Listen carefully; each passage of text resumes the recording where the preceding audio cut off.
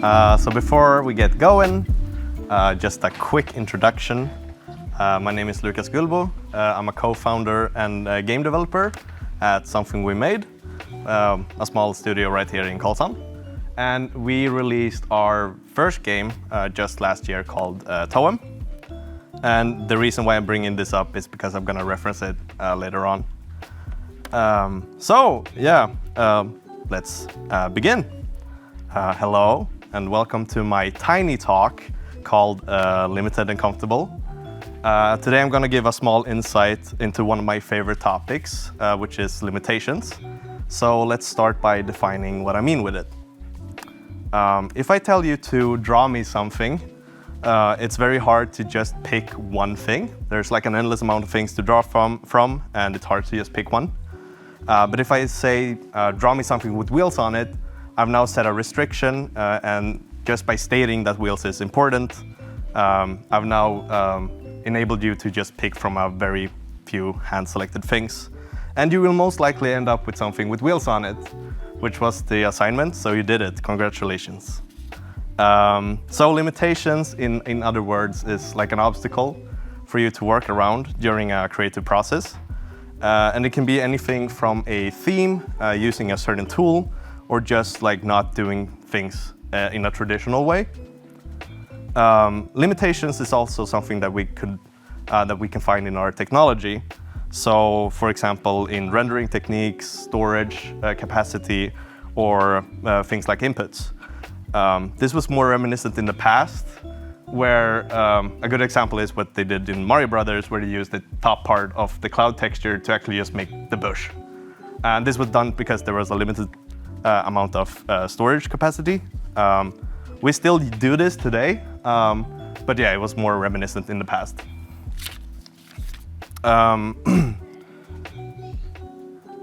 So I tend to use limitations in pretty much anything that I do creatively.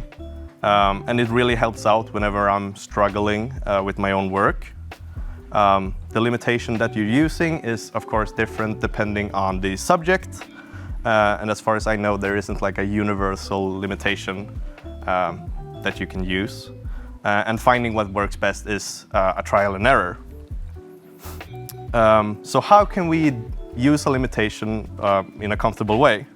Well, it heavily depends on your own experience. So if you're a painter, maybe switching out your brush to something that isn't supposed to be used for painting, like a hammer, can lead to new ways of expression.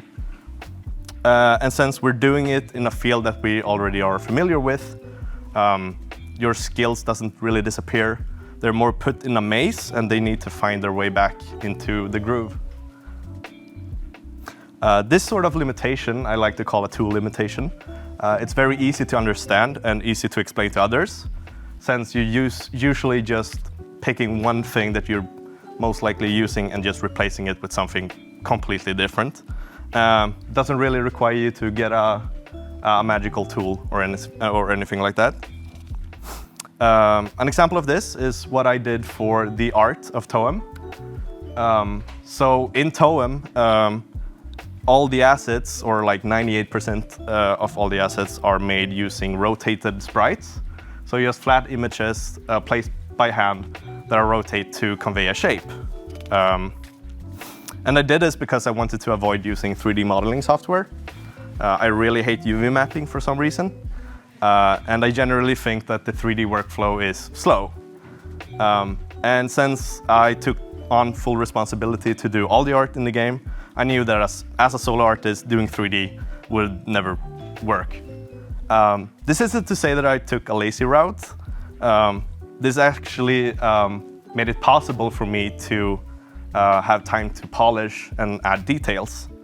I built a bunch of custom tools to help me out to make things much quicker. And I also ended up doing some neat fake 3D tricks, where basically just stacking sprites on top of each other to convey depth. And I mean, this was done in 2 seconds, or if I wanted to model it, would not be as fast. It's not a complicated model, but yeah. So what did Toem's tool limitation lead to? Well, since I stepped away from using a modeling software, any sort of organic shape just ended up being super complicated to do. So I had a tendency to either decomplex or make things more cube-like. And I utilized having just flat sprites and billboards to convey more organic shapes. And all of this just led to the hand-drawn aesthetic of Toem. And my limitation in this case just really helped define the art style. I also saw to it that we used limitations in our mechanics and gameplay. So whenever we had a big meeting with the whole team, everyone shared ideas, even if they were way out there. And we just needed to take these ideas and see where they could fit or where they could be utilized in mechanics. And the ideas had to be limited in order to not overscope and create too much chaos. So when we had an idea that worked, we just found a space for it, reshaped it a bit, and in a sense, all our new ideas were limited by our older ones because the old ones had really defined what the game was. I also noticed that sometimes a really good idea, or like an idea that seemed really good in the beginning, sort of over time lost its purpose in that limitation maze. And what happened was because the idea in itself was too far away to be categorized as something comfortable. So it sort of got lost and stranded and eventually died out or ended up in a backlog somewhere.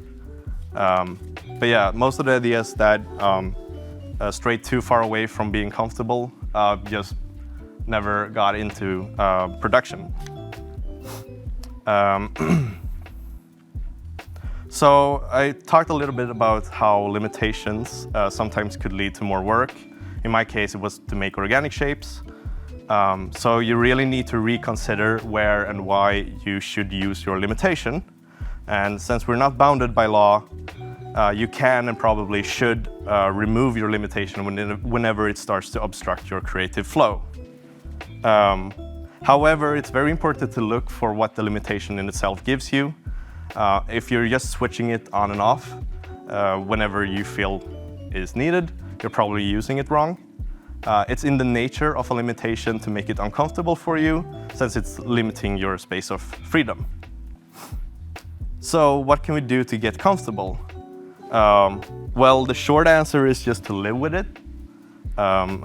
It's in the nature of a limitation to stop us from doing whatever, so we need to get comfortable with the limitation that we have. That's why I think it's very important to use it in a field of expertise. So for example, I wouldn't want to learn how to ride a bike on this one, because it has square wheels and that looks really weird and dangerous. But now that I know how to ride a normal bike, this sort of seems like a fun challenge. So just like learning something new is a limitation in itself, setting one is just as important. If you do the same thing over and over again, you'll get really good at that one specific thing. And but if you're, end up saying, hey, I'm not going to allow myself to do that anymore, you sort of force yourself to broaden your expertise. And you will end up with a new tool in your tool belt. So yeah, it's not about switching your subject. It's more about extending it. Yeah. So yeah, this is like it. This is a very short one. So yeah, if you're like me and like to create your own problems and then solve them, then limitation is a great way to do it. Yeah, thanks.